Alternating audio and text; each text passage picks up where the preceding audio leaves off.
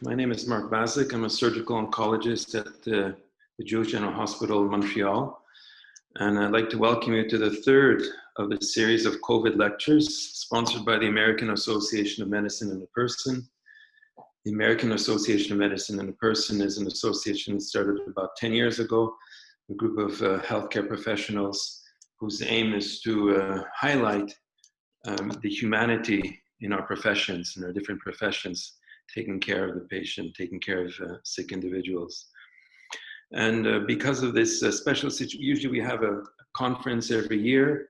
Last year's conference was actually held in Montreal in October, but this year, because of COVID, we will not have the conference. And instead, we thought it would be appropriate to have a lecture series or a conference series where we invite different people to share their experience. The first conference was given by Dr. Capetti, who's a microbiologist in Italy, relating the Italian experience.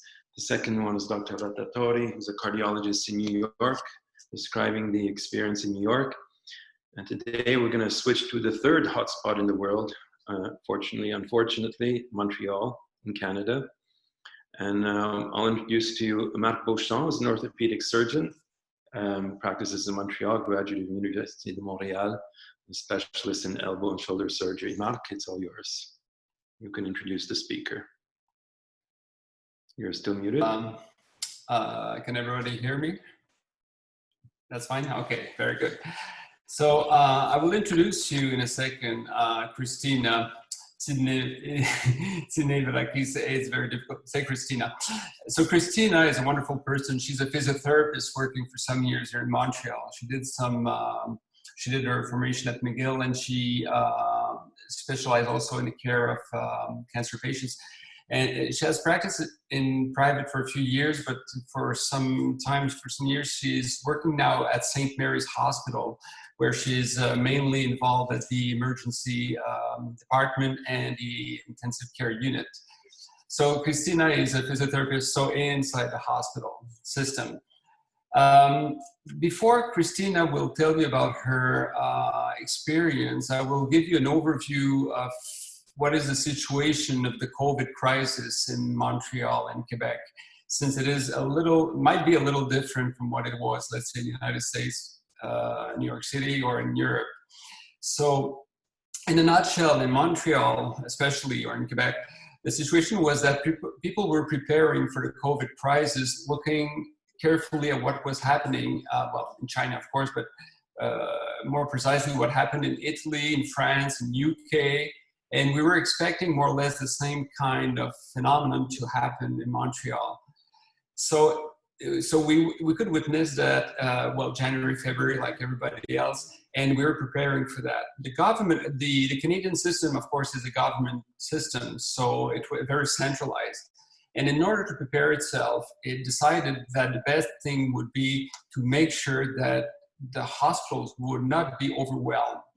And in order to reach that, it was decided very early to clear the hospitals' wards as much as possible from patients who were not too sick, in order to keep all the manpower and woman power, thank you, Kristina, and to keep all the resources free for when the wave of infection, the wave of sick people would knock at the door at the ICU, and so on and so forth.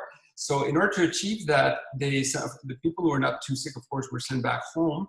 And the people who were, let's say, too sick or too fragile, were rather transferred to intermediate facilities like nursing home or long-term facilities, elder house, and so on.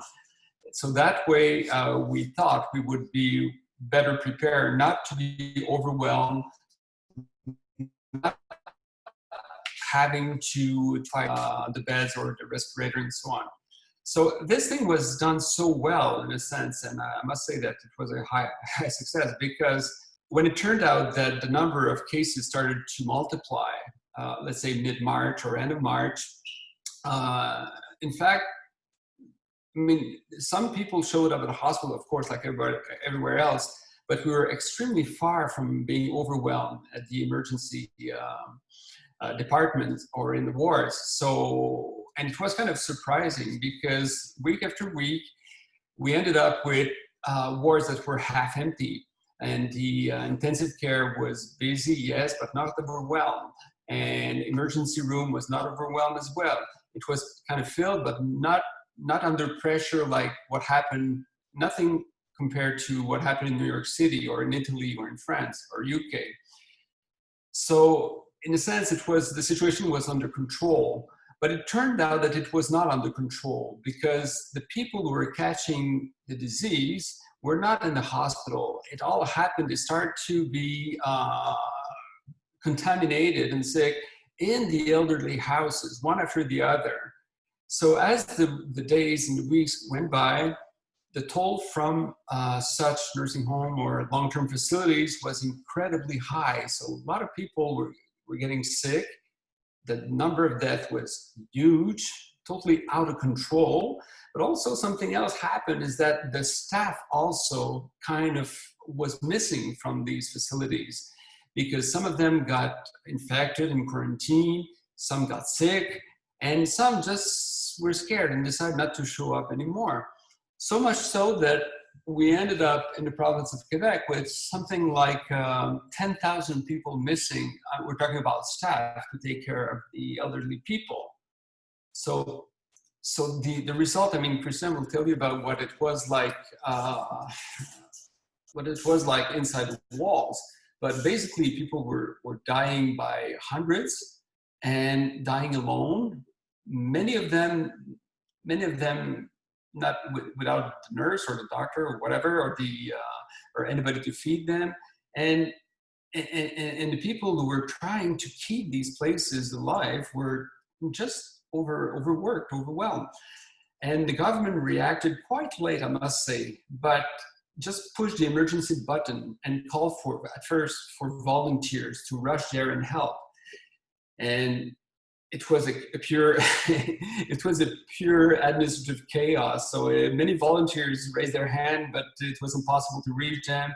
And then the government decided to send all the forces that were inside a hospital into these places in order to save the situation. So doctors were really asked to, specialists, everybody, I mean, just leave the hospital and go there, please, go there. I mean, the people are dying in a different location. And doctors would not suffice. So they would start to ask for nurses, physiotherapists, and all the others. So you can imagine the situation. And it made it in kind of panic. Some people volunteered, but then it was not enough at a certain point. I mean, they had to redeploy. They had to force a few people to go because, as you can imagine, many people were kind of very, very lukewarm at the idea of going to a place where you could catch a mortal disease. So at this point in time, I will ask Kristina to explain more, let's say precisely what happened for her personally when she got involved in that, maybe a little before, and then what happened when she was redeployed. So it's your turn, Kristina. Thank you so much for this invitation to share this experience. This experience was something that's very close to my heart, so forgive me in advance if I go on tangents and lose focus. So good thing, Mark, you're here to bring me back.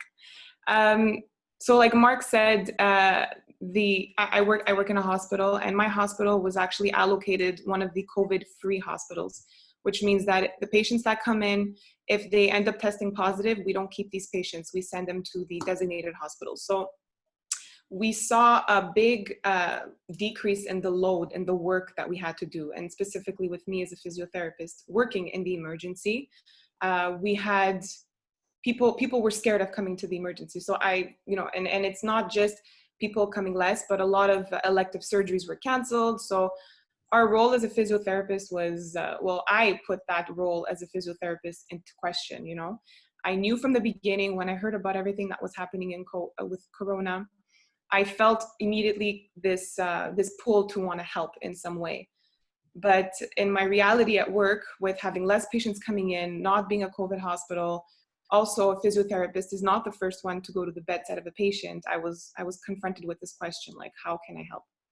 So finding out through my colleagues when the news was out that these residences were suffering enormously suffering, I would hear of people, my colleagues, either physicians or social workers, go in and see what was happening. And it was nothing short of terrifying, what I was told.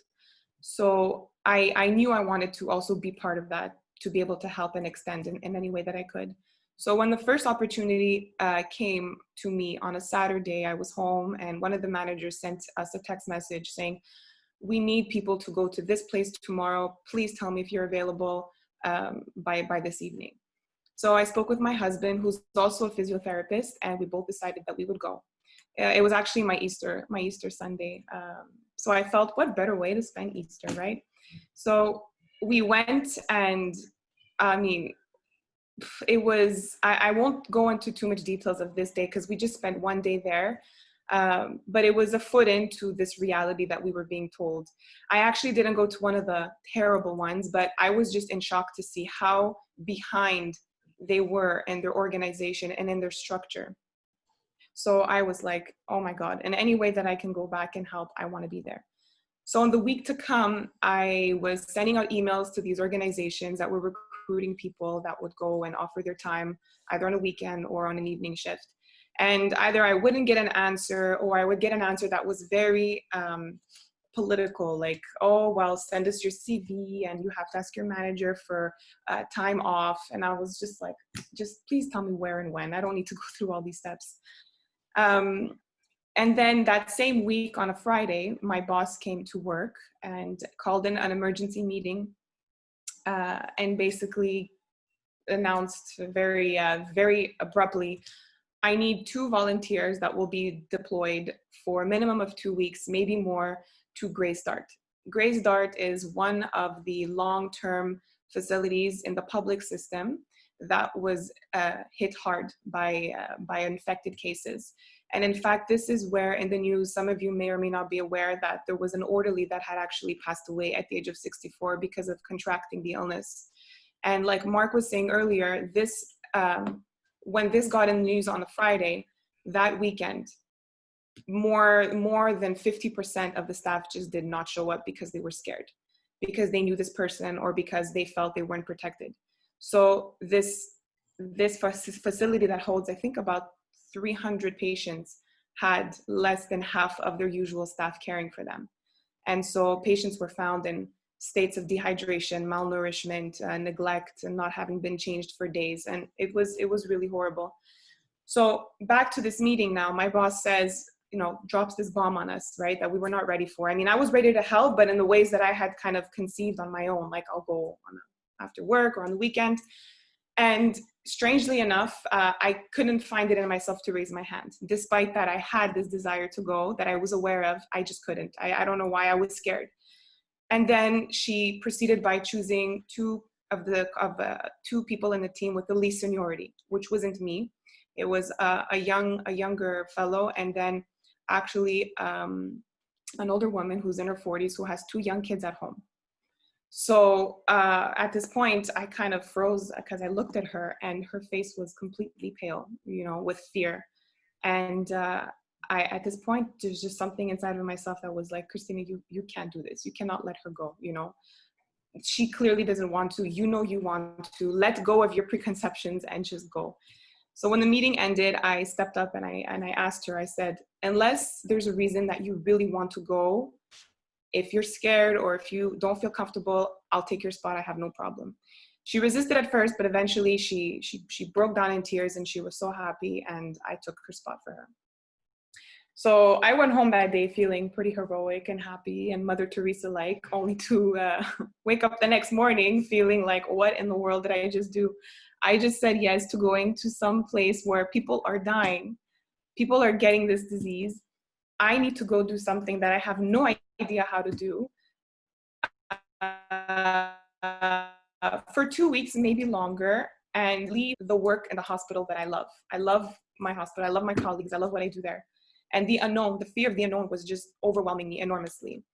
So then after it was the weekend, so a few days of talking to my friends and family, I eventually came to terms with, okay, you said yes, there's something in this for you, surrender your fears and go and see what's there. So I'll jump right into the first day. we arrived there. It was myself, my colleague, and two other occupational therapists. So we were 4 from the department. And we arrived there thinking someone would wait for us. Nobody was waiting for us.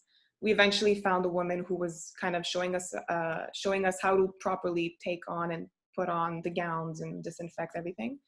And then she just dropped us off on the unit. So no introductions, no, this is what you have to do, nothing, just, okay, go. You know, you come from a hospital, so the assumption that we knew what to do was there.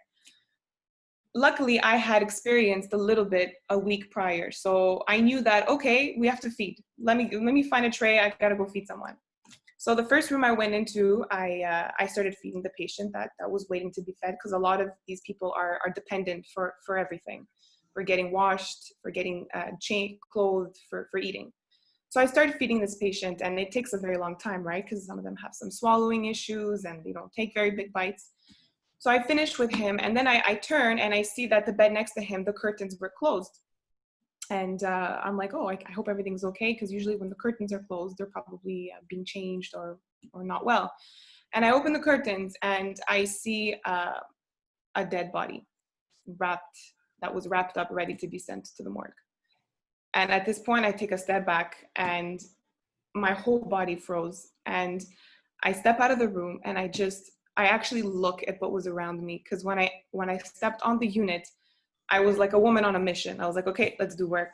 But I wasn't aware of what was happening. So I took a step back after this, and I noticed that this is not the only room that had a corpse in the bed that hadn't been taken away. And there were, in fact, a lot of empty beds. And this unit was full of patients in the previous weeks. I noticed that patients were sick, you know, they were breaking out in fevers. The staff was overwhelmed. There was one nurse on the unit for about 25 patients who you couldn't even say hi to, because he was on the verge of not having a nervous breakdown in the moment. Normally there's 6 orderlies that work with these 30 patients. There were only 2 that were there, and there was an assistant to the nurse that was there. And on top of that, there was this silence. You couldn't hear anything. There was nothing. There was just the sound of your work. That's it.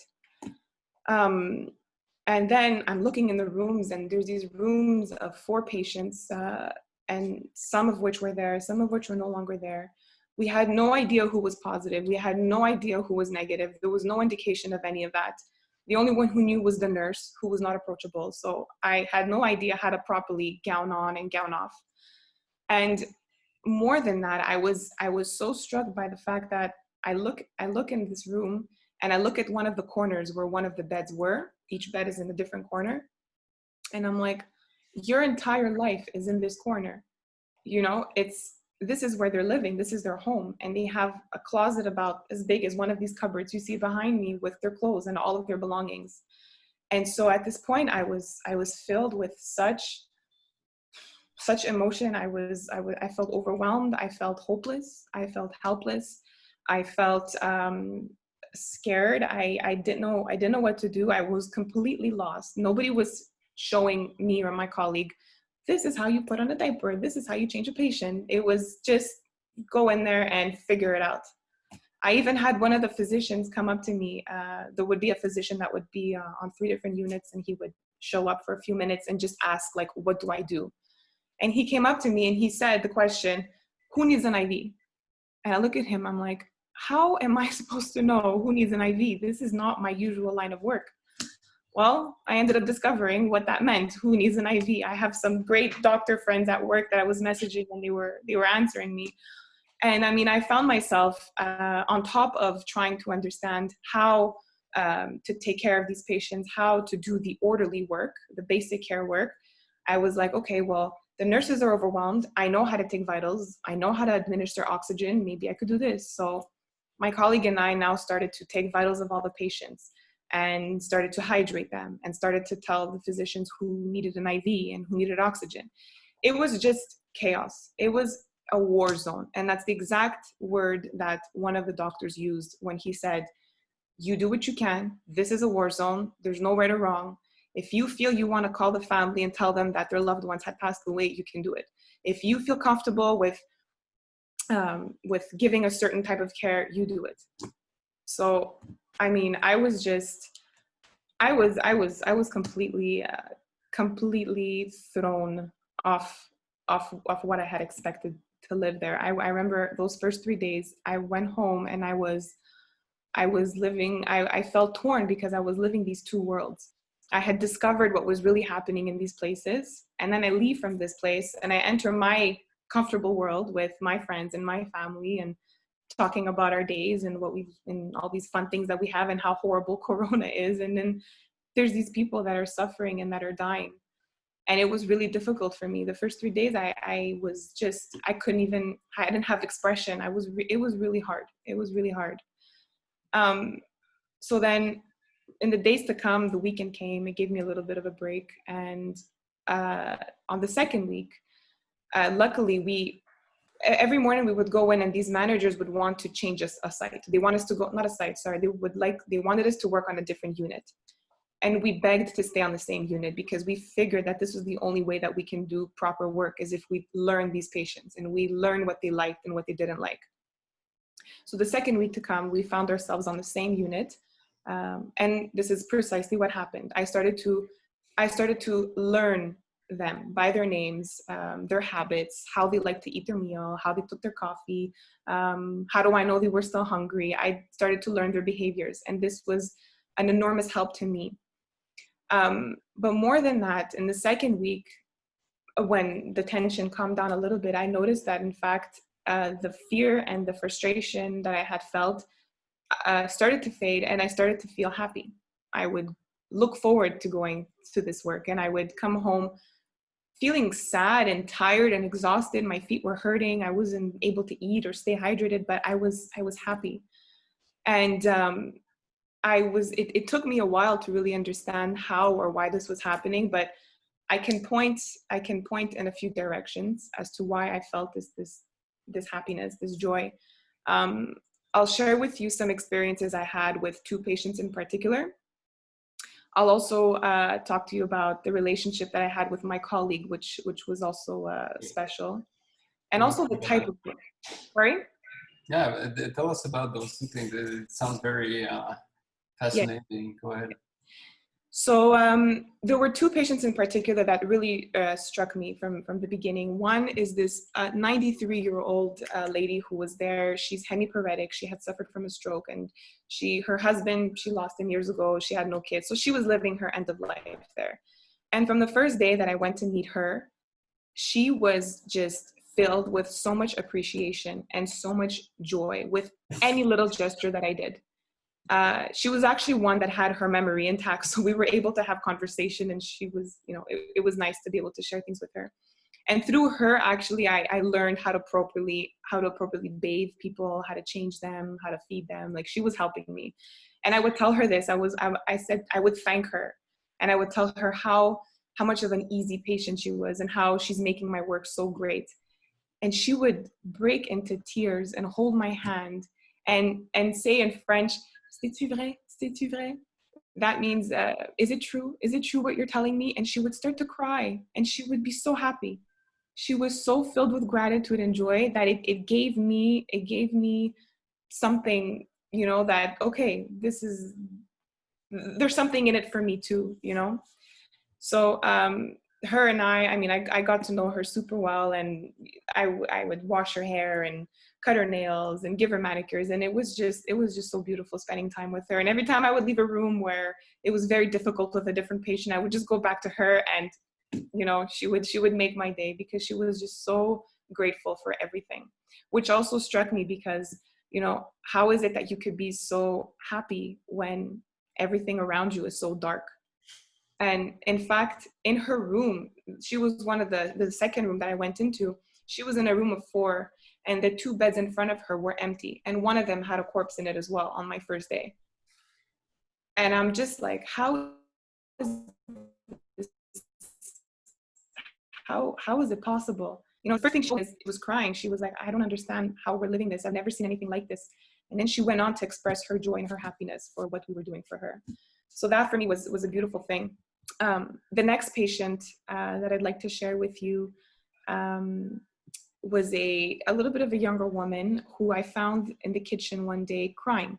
She would always wheel herself to the kitchen and eat alone. So one day I went in and she was crying. So I went up to her and I said, so-and-so, what's wrong? Why are you crying? And she says, I really want to go home. So now I'm like, okay, do you know that this is a home? Like, I wasn't sure if she was confused. So I asked her to elaborate further, and she told me her story. In fact, that wasn't her home. She was there for what we call post-acute care. And here in Quebec, there's certain beds in these long-term care residences that are allocated to subacute short-term care. So they go to get stronger, namely by physiotherapy. Physiotherapy will go in and work with them a couple of times a week to get them stronger, to send them home. So she was crying because this lady was totally with it. I found out after that she was negative, and she was there for physiotherapy that she hadn't received in over a month because all services stopped. So this lady who, she broke her hip back in December from a fall, the one and only fall she had in her life. She's not a recurring fall. She was sent there for rehab, wasn't getting it, and was stuck there like a prisoner. And she was desperately wanting to return home to see her husband. And she was crying every day. So I'm there and I'm like, oh my God, like, I'm a physiotherapist, you know? What, is there anything more that I need to show me that I'm in a right place, you know? So in the days to follow with my colleague, who was also a physiotherapist, we, on top of the work that we would do to help take care of these patients, we would work with her. We would walk with her every day, a little more, give her confidence. And then we notified the actual physiotherapists that work with her, and they were surprised because they were like, oh my God, maybe we can get her home. Unfortunately, in the days to follow, she ended up testing positive. In fact, that entire unit, after we got some structure, started off with less than half of the patients being positive to then every person being positive. So it was a complete hot zone. So when she discovered that she was positive, she broke down all over again, because now she knew that that meant she wouldn't be able to go home to see her husband, even if we got her better quickly. But regardless, we took the position of wanting to really make the experience or help her in any way that we could, which was walking. So every day we worked at it. We brought her up an ambulator, which is a walker with a little seat, and she would walk. She would walk up and down the hallway. She went from needing assistance ×1 for one person to hold her to being pretty much independent. Not perfect, but independent, which means that she had the ability to go home soon.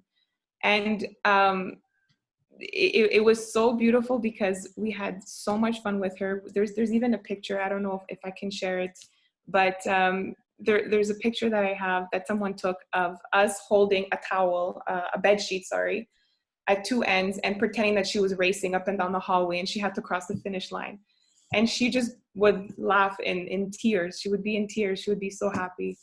And so this experience was so beautiful for me, you know, to be able to help her and to give her something outside of this darkness that everybody was living in.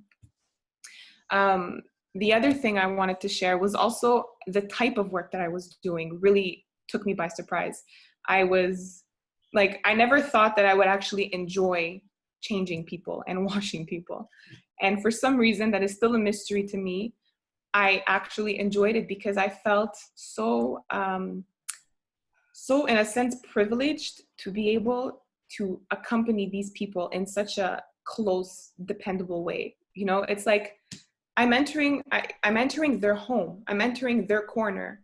They're exposing the most intimate parts of their bodies to me, and I'm given this job to take care of them. You know, almost like the way a mother nurtures her child. They're completely dependent on me, and so this, funny enough, was more beautiful than, okay, I won't go into details, but changing diapers isn't always the most fun thing, but it's like it didn't even matter because I was so happy doing it for them.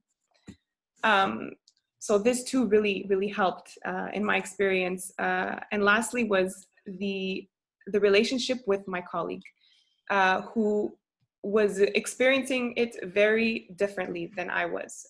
As you can see, I was very happy and there was a lot of beautiful moments for me, but for him, it wasn't as easy or as happy. And we would have lunch together every day. And at one point, he opened up to me. He said how he was getting a lot of anxiety. And at home, he was feeling, he was getting stomach pain because he wasn't eating well. And he was getting somewhat of a panic attack because, you know, for reasons that we don't know. And I really didn't know what to tell him other than just to tell him what worked for me, you know? So I told him, listen, for me, I know that there's all these professional ethics and codes of, you know, being empathetic, not sympathetic. But for me, what helps me is really entering in a relationship with these patients. It gives me so much happiness, you know, and they need it as much as we do. And I left it at that. And I think that the very next day, or even that same afternoon, I saw a change in him. I saw that he was lighter and happier when he was with his patients. And in the same way that I had my two that I mentioned to you before, patients that gave me so much happiness, he had one as well. And I saw this worry he had in himself for her. We would finish our shift and I would be like, okay, Jeff, time to come. And I would see him looking out in the door and looking at her like, is she okay? Did I forget the bed rails? Maybe I should turn her. Maybe I should go give her water one more time. Like he had this care, this you know, this desire to want to be there, and he was happy. And in the days to come, in our final weeks, him and I were doing all kinds of funny things for them. We were dancing for them, putting on music. He was singing. We were washing hair. We were doing manicures. It was really beautiful. So all of this to say that when towards the end, when it was time to come home being the hospital, actually my boss called us and said, would you be willing to stay another week? And I couldn't answer the question again. And because a part of me really wanted to stay and help them, but a part of me also, you know, was scared. That little fear was always there, right? And so then in the end, I mean, we had to go back to work because the hospital, the emergencies got full again. So the hospital I was working at was actually short-staffed, so we had to go back. But what surprised me was the sadness that I had. I actually didn't want to leave. I was gonna miss them. I had these new friends, and I had this new purpose to my job and to my work that was so fulfilling for me, you know. And in the same way that I was scared going there because I didn't know how it could possibly be a good experience, I was now, funny enough, worried of going back to my previous job, worrying, how is my previous job going to fulfill me this way? I was scared that it wouldn't be provoking enough, or I wouldn't feel that I had much to give because I lived something so intensely. And so that brings me to the last thing, not the last thing, the before last thing I wanted to say is that when I went back on my first day of work, a lot of my colleagues were like, oh my God, you must be so happy to be back home. And in fact, I was like, I'm not sure about that. I'm a little sad. Like I really missed what I was doing. And I felt a bit lost. I almost felt like my body was at the hospital, but my heart wasn't there. And this was hard because I started to have to ask myself that question again of, you know, what's my role? You know, it's not enough right now to just be a physiotherapy in the ER. I should be doing more. So then I was speaking with some friends, you know, and helping me realize that, you know, what's important is in fact using your past experience and trying to bring it forward. And the next things that you do, this is precisely what happened. I figured, you know, what I love most about it is how I was able to enter in relationships with these patients.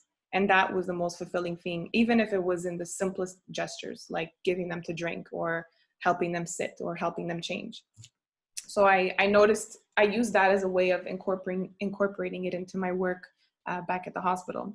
So for example, on my first or second day back, I had this patient. He was an older man. He was a little confused. He was Italian speaking.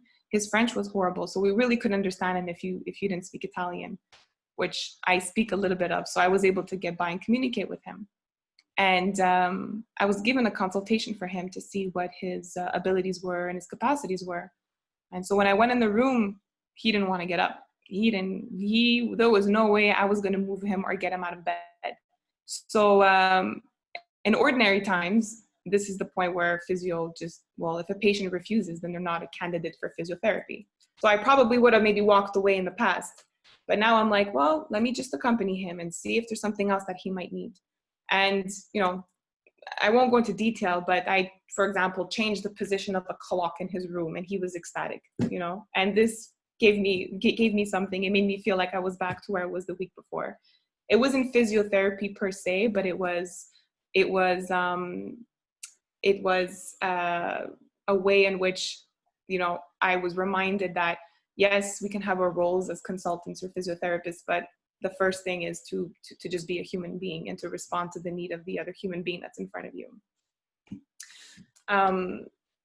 I'd like to also mention that as for me, a point of reflection in this whole experience is, you know, I was surprised by myself of how I was able to be happy in all of this. You know, how is it possible that it's so unjust what's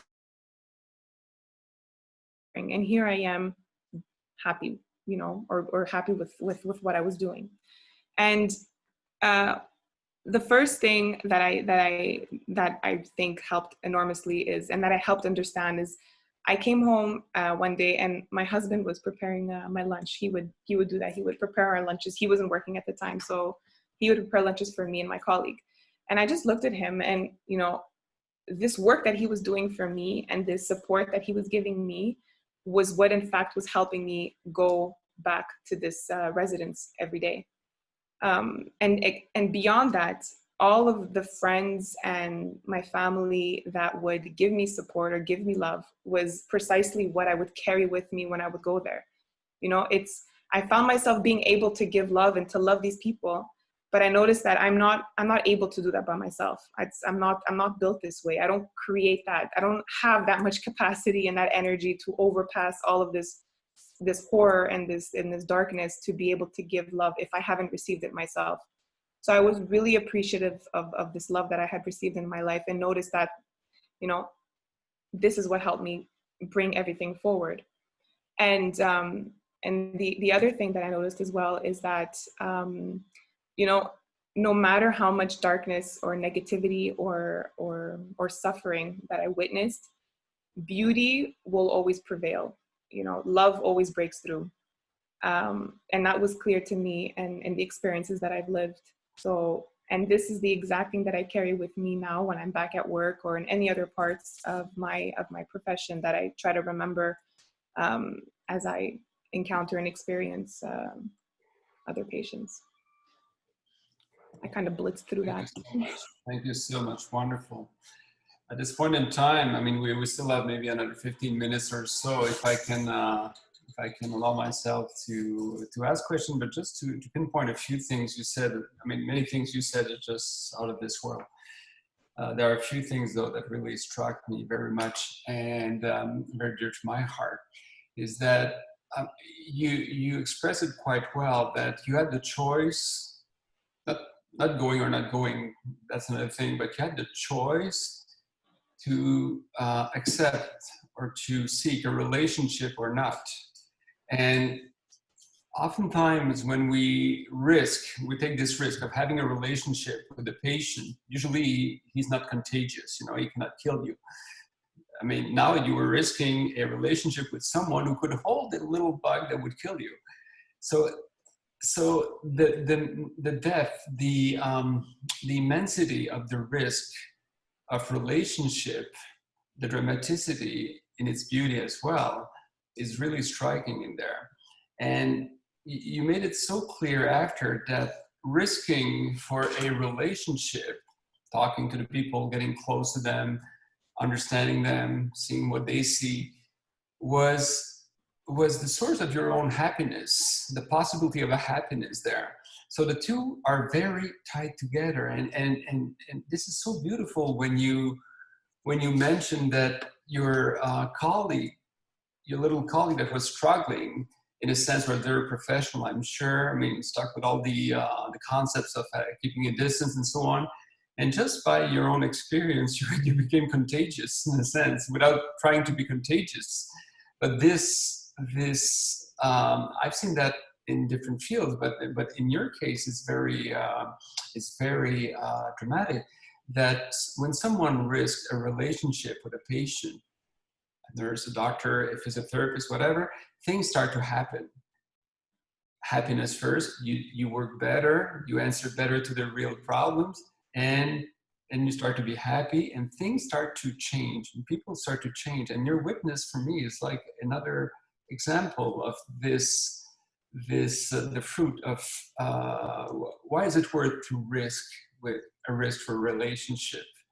And I'd like to understand better what helps you to stay in that position. Even though, I mean, we understand your example, but what, I mean, you told us about your husband, I don't know, friends, maybe, I mean, what can help us to be simple enough to simply be open to such a relationship? Because that's what we're talking about with the Med Conference, American Medicine in the Person Association, because there's something in there we all feel, but we'd like to go deeper in that. I don't know what you can say about it.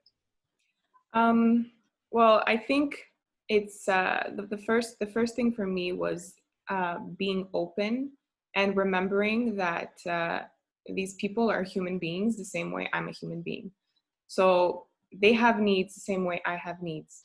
And although, yes, I'm going there as a worker, I'm going there as a helper, I'm going there to put out fires, these are individuals, these are human beings at the end of the day. The same way that my grandmother may have been there, or you know, people that I actually know and have a face to me that's familiar might be there. So an openness, or more of an awareness, in fact, that that this is what we're dealing with at the core, you know, and it was also an opportunity to accompany them in their most basic needs that I can relate with. It just comes back to this. It's like it touches into my heart, you know. It's not necessarily a choice, as it is more of just an openness and awareness of what's in front of you, and letting go to that, and feeling what's true for you too. I don't know if it's clear, but I mean, this is just, I don't know if it's just identifying with what I was seeing and feeling the need to care in that way. But, you know, I had moments of both, you know, moments where you're not experiencing that way and it's empty, it's tiring, it's laborious, it's exhausting, and it drains you physically and mentally. And then when you experience, like, which is what happened to me the first week, you know, I was angry, I was confused, I called management every name in the book for having brought us, government every name in the book for having brought us to the situation, but it wasn't helping. You know, I would still come home and I would be unfazed. I wouldn't be how I am now. And then when I just said, you know what, be a human being, you know, be you, I don't know, respond to what's in front of you. And that's when I lived the happiness that came with it. I lived the joy that came with it. Mm-hmm. And like I said, it's something that I realized that, you know, yes, you allow yourself to be aware and open, but I can't do that by myself. That I was certain of from the beginning. You know, I cannot create this huge positivity that I have and this huge amount of love that I have, and that I'm so good and I'm such a good person. Like, it didn't have anything to do with that. It was, I was loved somewhere else in my life to be able to give this. Like, this for me became so true, you know, that you cannot love if you haven't been loved before. So, and that's when I noticed, you know, the love for my husband, who, if he wasn't present, there was no way I would have been able to be there and to do that. And the love from friends and family that were supporting and sending me these beautiful messages and these great gestures that, you know, I literally had them with me there. It was as if everybody was there with me. I don't know if that answers it, but that's really how I feel, how I felt in the whole experience. Yeah. There was a question that just popped up. I will just transmit it to you. Somebody asked, when you went back to work and it was weird, you felt it was weird, and you were afraid of not going to fulfill, I mean, the situation would not fulfill you as it's used in the past weeks, and you were missing a patient from the other facility. What helped you find the meaning to overcome that kind of fear? And some people want to know how long you work in the facility and then before coming back to the hospital. Oh, yes. I was in the facility for 3 weeks, full time. And what helped me is the memory of how I felt before going there in the first time, because I literally found myself in the exact position. I found myself in a position of needing to rediscover who I was and my role. Like, okay, I'm going there to help, but like, what am I really doing? You know, am I just going to change diapers, or am I going to do more than that? Like it was being in front of a position of the unknown for a second time. And I trusted the position I took the first time that I was in it, when I just said, you know, surrender your fears and your doubts and just be open to what will happen, and let your heart come forward. And it didn't fail me, that approach.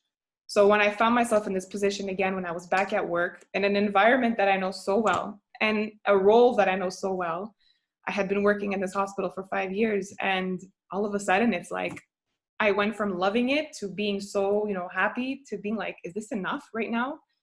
You know, am I really doing something useful, like assessing patients' function and being able to send them home? Like but then I was reminded of how I was in this position, and I had to trust it again, because like I said, it didn't fail me. And at the same time, you know, it's not, you're still with a human being at the end of the day. People that come into the emergency, or people that are in a hospital, whether they have COVID or not, everyone's affected by this pandemic. So, you know, in some ways, everyone is experiencing something, either in the most obvious ways, because they're not being fed and they're stranded in these homes, or they're home alone and they're scared and they feel a bit of pain in their shoulder and they think they have a heart attack, and they come in and they want the affection, they want the attention. So it's also having that awareness that, again, I'm in front of a human being, and that, you know, okay, I may not be in the most, the setting that has a dire need, but people are still coming, and everyone has in some way their pain or their level of suffering that you can assist them with the role that you're in.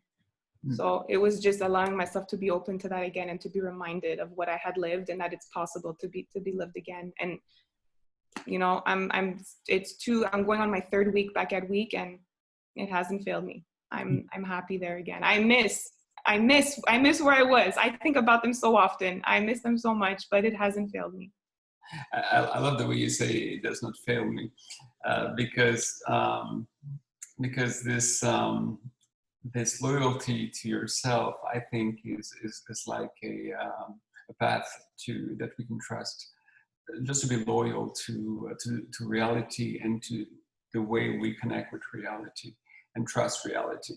It was very, very impressive that, in a sense, you went for a little trip in the land of darkness for 3 weeks, and you saw probably what some of the most horrible situation a human being can witness people dying, abandoned, dehydrated, and all that thing. And you come out of it and you say that beauty has prevailed. And you say it with so much simplicity and so much conviction that we cannot resist what you say. I can't resist what you're saying right now. And at the same time, again, in the sense of the last question, what is it like to go back to, let's say, the boring life after such a war zone? We will all end up in a few months, maybe years, I don't know, in a situation that will not be as dramatic, as intense as what it is, but we will be faced with the infinity of the human heart we're dealing with, the patient, because every single person, even with a small pain at the tip of the pinky, has a human desire that is bigger than this country. So, and that, I feel when you speak, that thing brought you to another level in terms of awareness of what's going on in people's lives. Would there be facing death or facing just a very tiny problem? Because it's all the same. I would say it's a medical situation. It's not a medical situation, it's a human situation. But the way I'm really moved by how obedient you were to your circumstances and to your heart in front of that. Thank you very much. I don't know if there's any question that people would like to chat me right now for Kristina, but you have covered so much. You have shared with us so much today, and I'm really thankful for that. Thank you for letting me share it.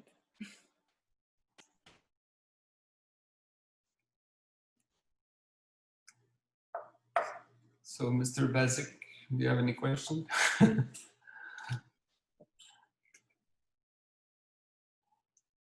No, I'm waiting to see if there are questions coming in from chat. Again, there's still a few minutes left. If there are questions, please write them in, and Mark will transmit them or ask them to Kristina.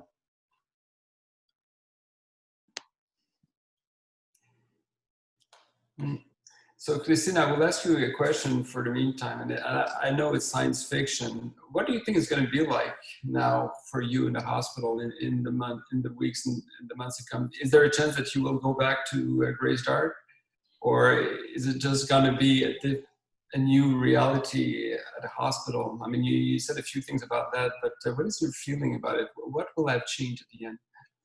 So I think now what we're facing within the hospital is a lot of the people that had withheld from coming to the hospital for their issues are now starting to come back in because they just, you know, they can't ignore their pain any longer or their issues. And so we're getting an influx of these patients. So there's work to be done. And I had actually asked my manager, like, is there any chance that you'll have to send us back? And she said no, because she wants us to be stable where we are. Also now the big problem is that they want to reduce as many as employees going back and forth to different sites. So I would have loved to keep going even part-time or on a weekend, but coming back to work was difficult in that sense too, because a lot of my colleagues were scared. You know, I just spent 3 weeks with being in a hot zone. Every single patient I was in contact with was positive. So of course they were worried and they figured, well, she has to get tested, right? So there's this factor too now that they really want to keep employees on the same sites. And now that the hospitals are getting busy again, that we're needed there ultimately. When in my last week, when I was leaving the residence, I noticed a few more nice things was that a lot of their staff were returning. And it was nice to see because they know their patients so well. So I almost felt like, okay, they're back. They're going to be in good hands. You know, I could be a little bit more at ease. So that was nice too. So people are coming back from their sick leaves or from their fear leaves or whatever leave they took, and they're able to go back to their sites. The problem is far from being resolved because I'm not sure if you mentioned it at the beginning, you know, this issue in these long-term residences was present far before COVID happened, you know, the poor structure, the poor organization. So I really hope that can be addressed and fixed in the coming days and weeks. But yeah, that's for me for now. I'm at St. Mary's. I'm at the hospital full time. Mm-hmm. Yeah. Just to mention a few words about the thing you said just before the COVID thing, the situation was already, it was like a disaster coming anyway. The care for these people, the older people, the Alzheimer's and so on, is critical. It's really, it's a shame what's going on right now. And of course, we will find out that it was not by chance that they died by the hundreds and the thousands. It was not by chance. It's simply that the situation was critical before. The level of care was so low. The number of people taking care of them was critically low, and there was no way. Yes. I just want to add also another big reason why there was an outbreak in the old folks' homes is because our government changed the way hospitals and all of these long-term care facilities where it was administered back in 2016, and that they centralized all the systems. So they had basically 5 hospital-like sites that were being run by one site. So, you know, HR used to be in each place, now it's just in one. So this makes the system very effective, right? Efficient, because you don't have to, you have one person, and then they would allow employees to work in different sites. So they wanted this, they desired this to be more efficient.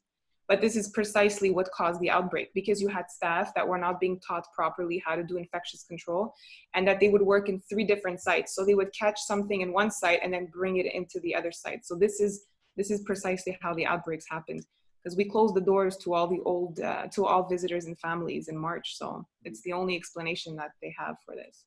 Of course, we'll have a work to do in terms of understanding why it happened.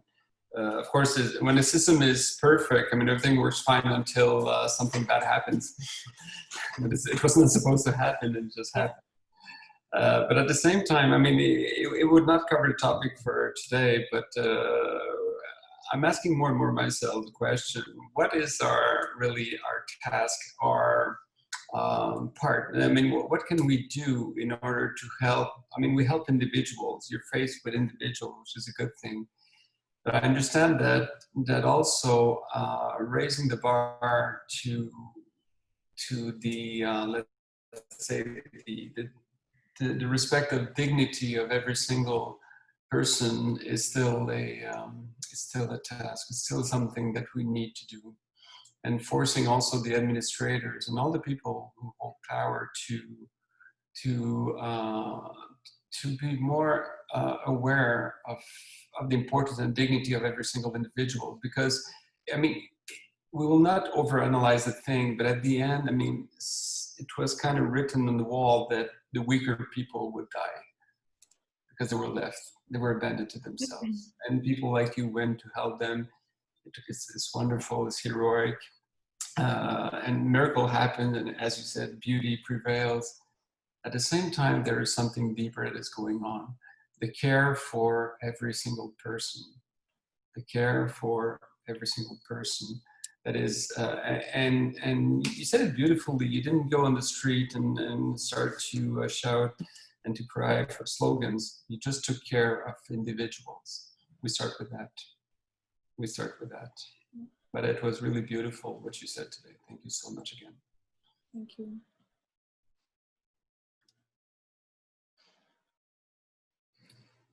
Okay, so thank you very much. Are there any other questions you're receiving, Marc, from the audience? I think that she covers so much that most of the questions people had in their minds just dropped as she was sharing with the example with us and explaining the example. I don't see that many questions. Yeah. There are in fact no other questions. So thank you very much, Kristina. That was absolutely fantastic. Thank you, Marc. And we will reconvene in 2 weeks' time. You'll get an email telling you who will be the next speaker and the usual time, and hope you can make it there. And therefore, have a good rest of the day, a good week, good 2 weeks, and see you soon. Thank you very much. Thank you for coming. Bye-bye.